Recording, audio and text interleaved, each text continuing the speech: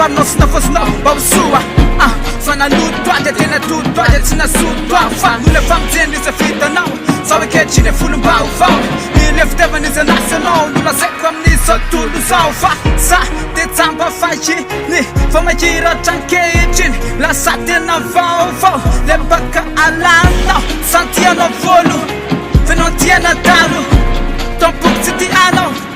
efa zana fa anao ianao no voakapoka ianao no voatarika jesosy kristy esepefty enafondreny efa tokany iany lehibe fa efana fa tiany tekana raha ny ondre etry tsisy tia hoavana fenao le zany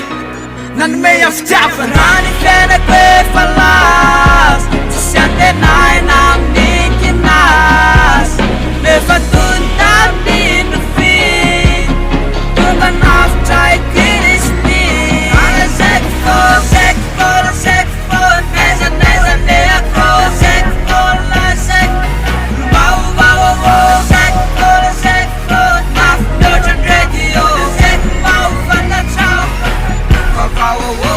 fanadala voatentry unatsuna menatrany endry natoka mandra iazy de manoko azy tsy hoe manda lasina mivazy vazy fa izy mitra ambanan de tsy mba anan omeny fety taka aity atsony hoe zanan efa tanan ka te voaro tsy mifangaro izy no mitsaly sany faly izy no narany za tsy fery izy no efa maty sany tsanga tsy namaly faty na de nato manga rano fitiavany tsy misy fetra fa zany tiavany na de natitra mahita mazava faly lava miratava tsy tapenambava kantaneta izy anomenao mitirikatrany le famarinanao tsy fadika aminao mihitsy ao raiky raha mbola misy koa ny fofonaiko le fitiavanao non stop olasaiko foana lasena hoe mitapy fonina be sasao ny andeha hitolo filazany tsara eraky ny arabe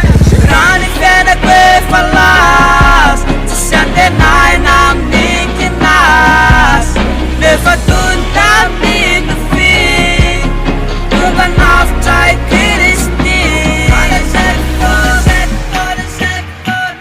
naiza le ako lazaiko olo mahovahovo lazaiko nafinotry ny radio lazaiko mahofantatrao vaovahovo